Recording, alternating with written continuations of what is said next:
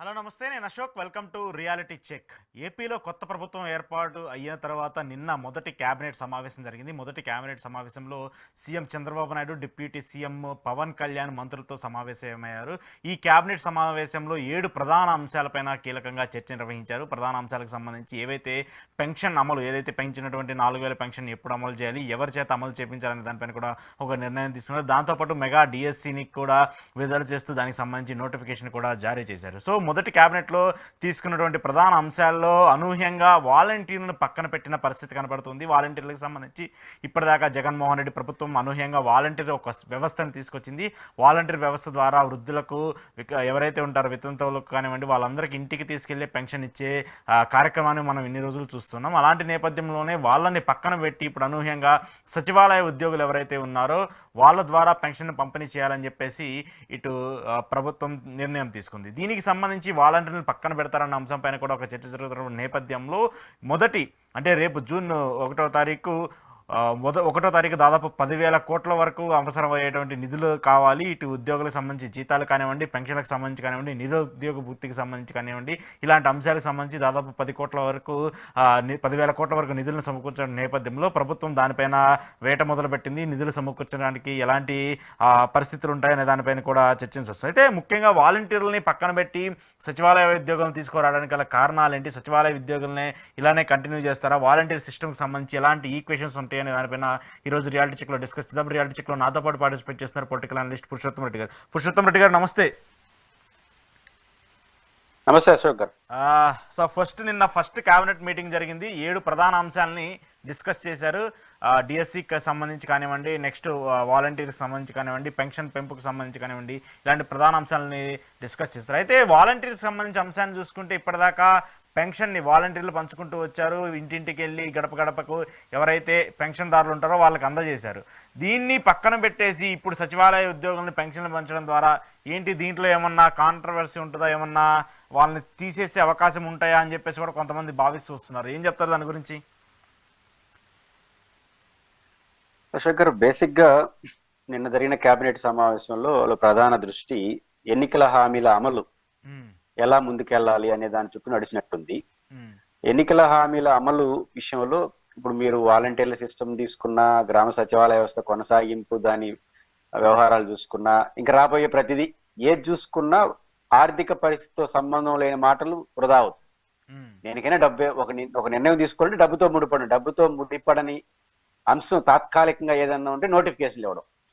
అంటే ఈ రోజుకి అది డబ్బుతో పని లేదు. నోటిఫికేషన్ ఇచ్చేస్తే 6 నెలల్లో, సంవత్సరం రిక్రూట్మెంట్ జరుగుతుంది. డబ్బుతో ముడిపడని హామీ ఏదైనా ఇమీడియట్ గా ఉందంటే 2 ఒకటి నోటిఫికేషన్లు ఇవ్వడం, అట్ ఇమీడియట్ ఎఫెక్ట్ నేను చెప్పేది. రెండోది బస్సుల్లో మహిళలకి ఉచితంగా ఇవ్వడం. అది కూడా ఏమవుతుందంటే ఆదాయం తగ్గిపోతే మళ్ళీ గవర్నమెంట్ నుంచి ఆర్టీసీకి ఇవ్వాల్సి వస్తుంది. అందులో ఇప్పుడు ఆర్టీసీ స్వతంత్ర సంస్థ కాదు, గవర్నమెంట్ ఇన్స్టిట్యూట్ అయిపోయింది. కాబట్టి ఏదైనా డబ్బుతో ముడిపడదు. కాబట్టి నా పాయింట్ ఏంటంటే, ఫస్ట్ ఎన్నికల్లో ఏదైతే తెలుగుదేశం పార్టీ కానీ కూటమి ఇచ్చిన హామీలు అమలు సాధ్యం కాదు. కాబట్టి ఈ సాధ్యం కాని వాస్తవాన్ని హానెస్ట్ గా ఒప్పుకొని స్టార్టింగ్ లోనే ప్రజలకి మనం ఏం చేస్తాం ఆ వైపు వెళ్ళిపోవడం మంచిది. మంచిదైనా చెడ్డదైనా ఎన్నికల్లో ఏం అట్లా కాకుండా దానికి విచిత్ర విన్యాసాలు ఏం చేసినా ఎన్నికల హామీలు ఎగ్గొట్టడం కోసం చేస్తున్నారని చెడ్డ పేరు వస్తుంది. అలా కాకుండా ఇప్పుడున్న పరిస్థితుల్లో ఇది ఆ ఫైనాన్షియల్ సోర్సు, ఎన్నికల్లో ఏదో చెప్పాము, దానికి సంబంధించిన సంజాయిషి ఇచ్చేసి ఇది చేయగలుగుతాం అని చెప్పేస్తే స్టార్టింగ్ లో కొన్ని విమర్శలు వచ్చినా ఎండ్ ఆఫ్ ద డే ప్రజలు దీని గురించి చర్చించరు. డెవలప్మెంట్ యాక్టివిటీస్ ఏదో అనుకునేస్తారు. అట్లా కాకుండా దీన్ని తగ్గించుకోవడం కోసం, ఇంకో చోట పీకడం కోసం ఇట్లాంటి వేశారనుకోండి, మోసం చేశారని చెడ్డ పేరు వస్తుంది. కాబట్టి ఎన్నికల హామీలు సాధ్యాసాధ్యాలపైన ఒక నిర్ధారణకు వచ్చిన తర్వాతనే ప్రభుత్వం అడుగులు వేస్తే మంచిది. ఎందుకు నిర్ధారణకు మొదట రావాలంటున్నారంటే 2024-25 ఫైనాన్షియల్ బడ్జెట్ అయిపోయింది అశోక్ గారు, ఇంకొత్తగా ఏమీ లేదు. అంటే బడ్జెట్ అంటే ఏంటి? ఆదాయం అంతా వ్యయం అంతా రెండే కదా. ఆంధ్రప్రదేశ్ కి 2024-2025 అంటే నడుస్తున్న ఫైనాన్షియల్ బడ్జెట్ ఆదాయం ఏంటో తెలుసా? స్టేట్ ఓన్ రిసోర్స్ 1,16,124 కోట్లు. State share in central taxes 47,045 కోట్ల రూపాయలు. గ్రాంట్స్ ఇన్ ఎయిడ్స్ అంటే గ్రాంట్స్ ఇన్ ఎయిడ్స్ ఏదైతే వస్తుందో అది 36,610 కోట్లు. మొత్తం ఆంధ్రప్రదేశ్ యొక్క ఆదాయం అంటే కేంద్ర ప్రభుత్వ వచ్చేది, రాష్ట్ర ప్రభుత్వ ఓన్ రిసోర్స్ యొక్క కెపాసిటీ 1,99,779 రూపాయలు. ఇది ఆమోదించేసినారు. అంటే ఆంధ్రప్రదేశ్ యొక్క బడ్జెట్ కెపాసిటీ 1,99,779 రూపాయలు. ఇంకా ఖర్చులు, దీని చంద్రబాబు నాయుడు గారు కదా, జగన్మోహన్ రెడ్డి గారు కదా, మీరు వచ్చినా నేను వచ్చినా కంపల్సరీ ఖర్చులు ఒక లెక్క ఉంది. దీన్ని ఇప్పుడు నిరాకరించలేదు. అది ఉదాహరణకు శాలరీస్, అదేవిధంగా government energy bill, interest on payments, government general administration, ఇవన్నీ ఏమీ మార్చలేము. పైపెచ్చు రూపాయి పెరిగేది తప్ప తగ్గేది కాదు. రూపాయి ఎక్కడ పెరుగుతుంది? డిఏ ఇచ్చారనుకోండి ఎంప్లాయీస్ కి, ఇంకా పెరగడమే. డబ్బు పెరగడం తప్ప తక్కువ ఉండదు. ఖర్చులు ఎప్పుడు పెరగదే తక్కువ ఉండదు. ఇది గ్యారంటీ ఖర్చు. ఇది ఎంతో తెలుసా? 1,89,977 రూపాయల 16 పైసలు. అంటే ఆదాయంకి ఈ మిగులు అంటే రాష్ట్ర ఓన్ ఆదాయానికి ఖర్చులు పోను మిగిలేది ఇంకా 10,000 కోట్లు మాత్రమే. ఇంకా నువ్వు అప్పులు చేయాలన్నా మళ్ళీ దీంట్లో ప్రాజెక్టులు కట్టడాలు, అమరావతి కట్టడాలు, పోలవరం ఏమీ లేవు దీంట్లో నేను చెప్పిన దాంట్లో. అంటే ఇంక ఏమి చేయాలన్నా అప్పు చేయడం మినహాయించి ఇంకొక మార్గం ఎవరొచ్చినా అవకాశం లేదు. అదే ఇప్పుడు నిన్న రేపు 1వ తారీఖు సంబంధించి 10,000 కోట్లు కావాలంటే ఇప్పుడు ఎమర్జెన్సీగా 10,000 కోట్లు అది కూడా జీతాలు ఇవ్వడానికైనా, లేదంటే రేపు 7,000 పెన్షన్. ఇప్పుడు మొన్న 4,000, అంత ముందు 3 నెలలకు సంబంధించి 1,000 మొత్తం 7,000, ఒక్కొక్క మనిషికి 7,000 ఇవ్వాలంటే మరి 65 లక్షల పెన్షన్లు. మరి చెప్పాలి అదంతా ఎలా అవుతుందని. అది కూడా అప్పు చేయాల్సిందే. నా పాయింట్ ఏంటంటే ఇంకా రూపాయి పెట్టే అదనపు ఖర్చంతా అప్పే. ఇది మొదటి పాయింట్.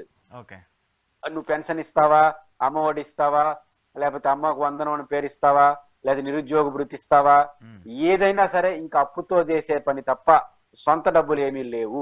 అంటే అప్పు ఎంత అటు కెపాసిటీ అంతా జగన్మోహన్ రెడ్డి ఈడ్చి కొడితే 50 నుంచి 60,000 కోట్లు చేసినాడు. అదే గగ్గోలు పెట్టేసినాం, ఇది ఎక్కువ అని. రెండు అప్పులు కూడా ఎలా పెడతాలో చేయడానికి లేదు. ఇప్పుడు తెలుగుదేశం ప్రభుత్వం కూడా కేంద్రంలో బీజేపీ వాళ్ళు ఉన్నారు, మనం ఏం కుదరదు. రాష్ట్ర ప్రభుత్వానికి ఉన్నటువంటి డబ్బులే తప్ప ఇంకేదన్నా ఉంటే ఆ ప్రాజెక్టులు ఈ ప్రాజెక్టులు పెడితే ఇంకో 10,000 కోట్లు తేవచ్చు.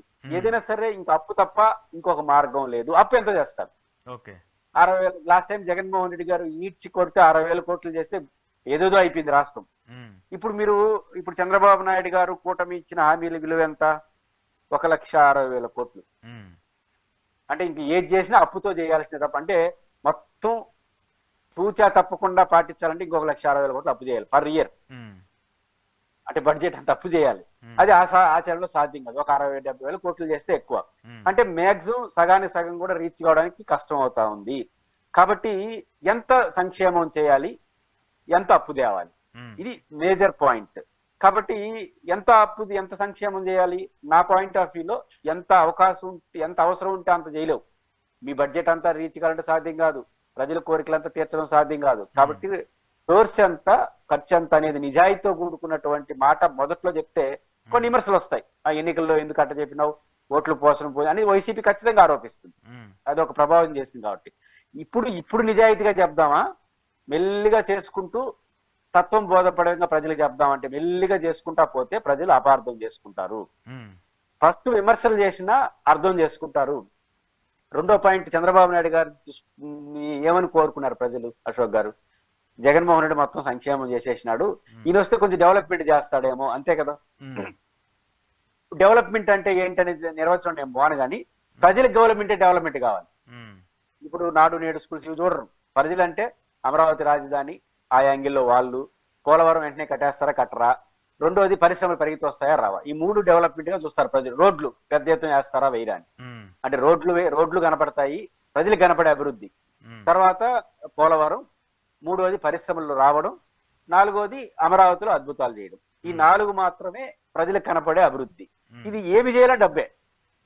పోలవరం డబ్బంతా కేంద్రం ఇస్తుందన్న ఒక నమ్మకం కదా. ఇప్పుడు కేంద్రం ఎటువంటి పరిస్థితుల్లోనూ ఇవ్వదు. దేనికి ఇవ్వచ్చు కేంద్రం అంటే పోలవరానికి ఇవ్వచ్చు, ఎందుకంటే వాళ్ళ బాకీ ఉంది కాబట్టి. అమరావతిలో కూడా దేనికి ఇస్తుందంటే అసెంబ్లీ, సెక్రటేరియట్ అండ్ రాజ్భవన్ మరియు హైకోర్టు. నాకు ఇప్పుడు అమరావతి ఇప్పుడు ఏంటి ఈ 3 ఇప్పుడున్న ప్రస్తుతం నేను కూల్చేస్తారా మరి? ఏంటి అవి? ఇప్పుడు ఇక్కడ ఉన్నాయి కదా, ఆల్రెడీ హైకోర్టు ఉంది, అక్కడ ఉన్న సచివాలయం ఉంది, ఇప్పుడు ఉన్నటువంటి శాసనసభ, వీటన్నిటి పరిస్థితి ఏంటి? వాటికి నిధులు ఇస్తే కూడా దాదాపు హైకోర్టుకి సంబంధించి ఏంటంటే ప్రజెంట్ ఉన్నది హైకోర్టు బిల్డింగ్ వచ్చి ఉమ్, సివిల్ సిటీ కోర్టు. ఒక ఓకే. రకంగా వీళ్ళు దాంట్లో అద్దెకుంటున్నట్టు లెక్క. ఉమ్, కాబట్టి రేపు హైకోర్టు కడితే సివిల్ సిటీ కోర్టుగా మారిపోతుంది. ఉమ్, అసెంబ్లీ అండ్ సెక్రటేరియట్ ఉండేది ఏ వాటికి వాడుకుంటారు. ఆ రాష్ట్రానికి సంబంధించి చాలా పనులు ఉంటాయి కాబట్టి. అంటే ఓకే. నేను అంటుంది ఏంటంటే కేంద్ర ప్రభుత్వం ఏదైనా రాజధానికి ఇస్తే 3టికి ఇస్తారు, 4టికి ఇస్తారు. రాజ్భవన్, సెక్రటేరియట్ అండ్ హైకోర్టు అని 4 కట్టేస్తారు. 4 కట్టాలంటే ఫస్ట్ మౌలిక వసతులు ఏర్పాటు చేయాలిగా. ఉమ్, మౌలిక వసతులు అంటే ఏంటి? ఫస్ట్ ఆఫ్ ఆల్ 50,000 ఎకరాలని ఏం చేయాలి? బైఫర్కేషన్ చేసి రోడ్లు వేసి ఫస్ట్ ప్లాట్లు రెడీ చేయాలి.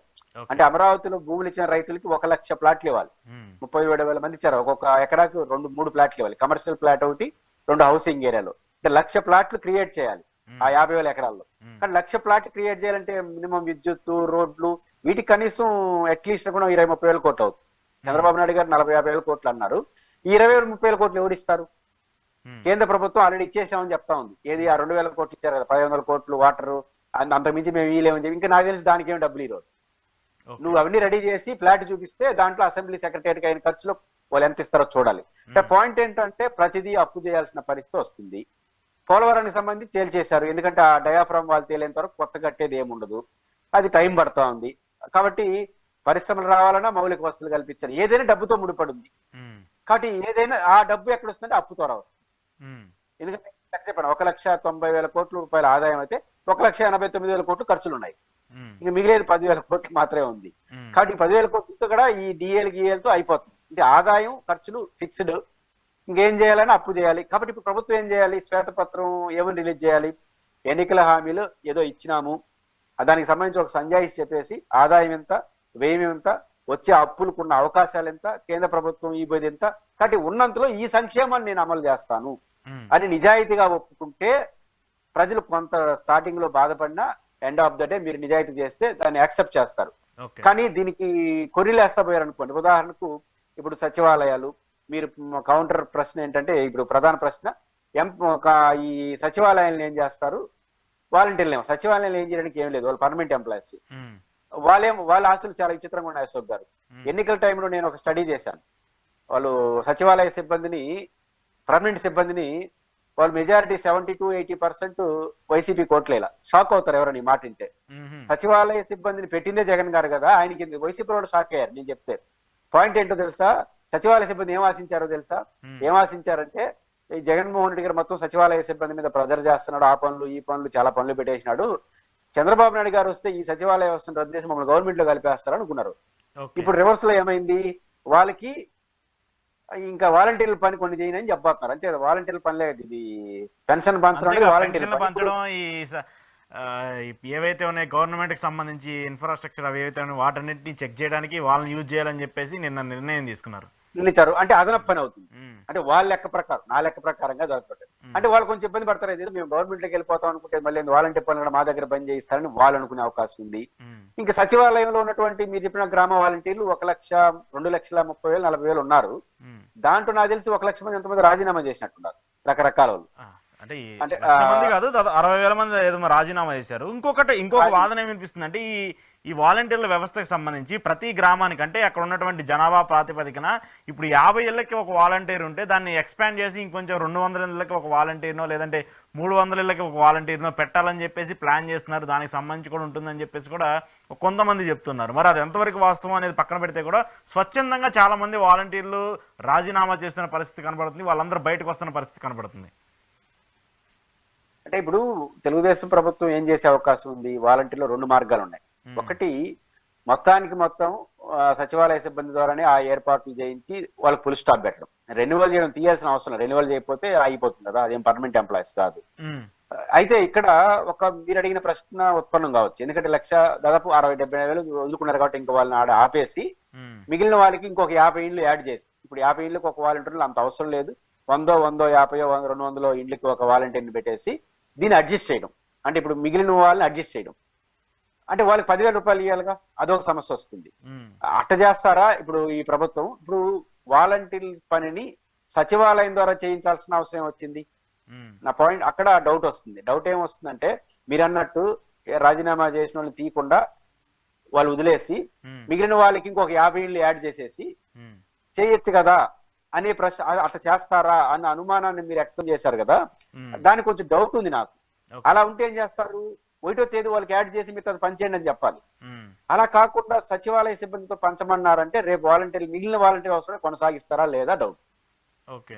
మీరు మిగతా వాళ్ళని కొనసాగిస్తారనుకున్నప్పుడు ఈ ఖాళీ అయినటువంటి వాళ్ళతో వాళ్ళ పని వీళ్ళకి అప్పగిచ్చేవాలి, ఉమ్, రాజీనామా చేసే పిల్లలు. అట్లా చేయకుండా వాలంటీర్ సచివాలయ సిబ్బంది ద్వారా చేయించడం అంటే వీళ్ళు చేయొద్దనే కదా అర్థం. ఉమ్, కాబట్టి నేను అనుకుంటుంది వాలంటీర్ సిస్టమ్ కొనసాగిస్తారా అన్న దానిపై నాకైతే అనుమానం ఉంది. ఓకే. దాన్ని ముగిస్తారా అనేది ఒక అనుమానం. ఓకే. ఇంకా మిగతా సంక్షేమ పథకాలు అనేది ఎట్లా అమలు చేస్తారనేది నో డౌట్ ఎట్ ఆల్ ఈ ఈ మనకున్న ఫైనాన్షియల్ కెపాసిటీలో వాళ్ళు చెప్పినవన్నీ అమలు చేయడం అయితే ఆచరణలో సాధ్యం కాదు. ఉమ్. ఇప్పుడు ఏంటి ఈ దాడులకు సంబంధించి మొన్నటిదాకా దాడులు చూసాము. ఇప్పుడు ప్రభుత్వ పార్టీలకు సంబంధించి ఆఫీసుల పైన కానివ్వండి, గత ప్రభుత్వంలో ఏవైతే తీసుకున్నటువంటి నిర్ణయాలు వాటన్నిటిని జీవోలు క్యాన్సిల్ చేయడం కానివ్వండి, ఆ పార్టీకి సంబంధించి పార్టీ ఆఫీసుల పైన కూల్చడాలు కానివ్వండి, ఇవన్నీ ఎలా చూస్తారు? ఇవన్నీ నిజంగానే క్రమబద్ధీకరణ చేయటమా, లేదంటే తప్పు చేసిన వాళ్ళ మీద యాక్షన్ తీసుకోవడం అనుకోవాలా, లేదంటే కక్ష సాధింపు చర్యలు అనుకోవాలా? ఇప్పుడు రాజకీయ పరమైనటువంటి నిర్ణయంగానే దీన్ని చూడాలి. ఇప్పుడు తాడేపల్లిలో జరిగినటువంటి డెసిషన్ ఏదైతే ఉందో పాయింట్ ఏంటంటే అక్కడ అనుమతులు ఉన్నాయా లేవా. ఇప్పుడు ప్రభుత్వం ఏం చెప్తా ఉంది, ప్రభుత్వం చెప్పట్లేదు, అధికార పార్టీ ఏం చెప్తా ఉంది, తెలుగుదేశం పార్టీ వాళ్ళు అనుమతులు తీసుకోలేదు, టౌన్ ప్లానింగ్ కానీ సిఆర్డిఏ దగ్గర ప్రాపర్ అనుమతులు తీసుకోకుండా కట్టారు కాబట్టి అది అక్రమ కట్టడం కాబట్టి కొట్టేసామని అంటున్నారు. దీన్ని మనం డిస్ప్యూట్ చేయలేం. కాకపోతే ఇప్పుడు ఏదైతే తాడేపల్లిలో వైసీపీ కేంద్ర కార్యాలయం అక్రమం కార్యాలయం అంటున్నారు కదా, దాని చుట్టుపక్కల 100 ఉంటాయి ఇంకా అక్రమం కార్యాలయం. అక్రమం కార్యాలయాలు కాదు, మీ బిల్డింగ్ కావచ్చు, నా బిల్డింగ్ కావచ్చు, మరి వాటి ఎందుకు కొట్టలేదు, దీని ఎందుకు కొట్టారు అనే ప్రశ్నలు ఉత్పన్నం అవుతాయి. కాబట్టి ఖచ్చితంగా ఇప్పుడు కొట్టడం సక్రమే కావచ్చు, మీ చట్ట ప్రకారం కావచ్చు, కానీ ప్రొసీజర్ పాటించారా లేదా ఉండొచ్చు, మహా అంటే ల్యాబ్స్ ఏదన్నా. కానీ దాని ఒకటే ఎందుకు కొట్టారు, మిగతా ఎందుకు కొట్టలేదని చర్చ వస్తుంది కదా. అంటే పొలిటికల్ యాక్టివిటీగా మనం పొలిటికల్ ఎందుకు అంటున్నానంటే ఇది తెలుగుదేశం పార్టీ కూడా మంచిది కాదు, ఇది కొంచెం దుద్దుడికి చర్యగా నేను భావిస్తాను. రాంగ్ మెసేజ్ వెళ్తుంది. ఎందుకు అంటున్నానంటే ఇప్పుడు వైసీపీ కార్యాలయం ఏదైతే ఉందో ఇది ఎప్పుడు కట్టారు, అధికారంలో వైసీపీ ఉన్నప్పుడు కట్టుకుంటా వచ్చారు. ఈ 24 రిజల్ట్స్ వచ్చినప్పటి నుంచి కట్టలా. అంటే అప్పుడు ఎవరు అధికారులు అటు చూడాల, ఏమని అర్థం, అప్పుడు లేదు, అప్పుడు కూడా పర్మిషన్ లేవు కదా. అంటే అధికారంలో ఉన్న వాళ్ళకి చట్టం ఒక రకంగా పనిచేస్తుంది, లేని వాళ్ళకి ఒక రకంగా పనిచేస్తుంది. ఇది ఒక బెస్ట్ ఎగ్జాంపుల్ గా మనం చూడాలి. అయితే ప్రజలు అట్లే చూస్తారు. రెండో పాయింట్ నేనేమంటానంటే అది సక్రమం అక్రమ ఫస్ట్ తేల్చండి. అక్రమం అయితే అక్రమం కడతా ఉన్నా కూడా ఎందుకు ఆ సంబంధిత అధికారులు యాక్షన్ తీసుకోలేదు, వాళ్ళపైన కూడా చర్య తీసుకోవాలి కదా. 2 అసలు పర్మిషన్లు ఎందుకు ఇచ్చారు, ఫస్ట్ పర్మిషన్ ఇవ్వడం కరెక్టా తప్ప పైపిచ్చు ఒక 5 లక్షలు 10 లక్షలు పన్ను కట్టేస్తున్నారు. పాయింట్ ఎలా ఉందో చూడు. ఫస్ట్ టైం పర్మిషన్ ఇవ్వడం సమస్య, ప్లానింగ్ లేకుండా కట్టడం ఒక సమస్య, ఈ 2 లేకుండా పనులు కట్టించుకోవడం ఒక సమస్య కదా. కట్టకూడదు కదా, కట్టేసినారు. అంటే పాయింట్ ఏంటంటే ఇక్కడ ల్యాబ్స్ ఎక్కడ జరిగిందో వాటిపైన ఫస్ట్ చర్య తీసుకోవాలి. 2 అది అక్రమం అని మీరు తేల్చేసిన తర్వాత ఏం చేయాలి, అదేమన్నా ప్రభుత్వానికి ఉపయోగపడితే స్వాధీనం చేసుకోవచ్చు. అది ప్రభుత్వ స్థలాలే కదా. ఆ ప్రభుత్వ స్థలాల్లో అక్రమంగా కట్టారనుకుంటే దాన్ని ప్రభుత్వమే స్వాధీనం చేసుకుని ప్రభుత్వానికి ఉపయోగించుకోవచ్చు. వాళ్ళకి ఫైన్ వేయచ్చు, వాళ్ళపైన చట్టపరమైన చర్యలు తీసుకోవచ్చు.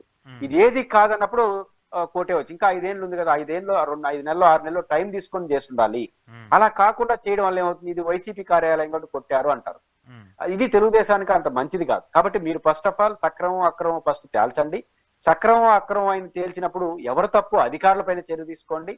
ఆ బిల్డింగ్ ని ఏమన్నా అవకాశం ఉంటే ప్రభుత్వం ఉపయోగించుకోవడానికి అక్రమం అయితే స్వాధీనం చేసుకోండి. ఇదేది కుదరదు, అక్కడ దాన్ని కొట్టడం తప్ప పరిష్కారం లేనప్పుడు కొట్టేయండి. ఇది టైం తీసుకొని ఓపిక చేయాలి. రెండోది ఇట్లా చేసేటప్పుడు దాంతో పాటు మిగిలిన అక్రమాలపైన కూడా చర్య తీసుకోవాలి. అలా తీసుకోకపోతే ఇది వైసీపీది కాబట్టి కొట్టారన్న చెడ్డ పేరు తెలుగుదేశం పార్టీకి వస్తుంది. ఉదాహరణకు ప్రజావేదికని కొట్టారు, ప్రజావేదిక కొట్టడం తప్పు కాదు, కానీ ప్రజావేదిక చుట్టూ ఉన్న మిగతా వాటిని కొట్టలా జగన్మోహన్ రెడ్డి ప్రభుత్వం. ఆ కట్ట పైన వైట్ కొట్టేహారు, మిగతా కొట్టలా, మిగతా అన్ని కొట్టేస్తుంటే అది రైట్ అయి ఉంటుంది. వైటే కొట్టడం వల్ల అది అక్రమం కట్టడం అయినా కూడా పర్మిషన్ లేదైనా కూడా తెలుగుదేశం పార్టీ ముద్ర కోసం కూడా అయినారు అంటారు జగన్. అది నమ్మారు ప్రజలు. రేపు మీకు కూడా అదే వర్తిస్తుంది. కాబట్టి ఒక క్రమబద్ధత పరంలో చర్య తీసుకుంటే అది మీకు మంచి పేరు వస్తుంది.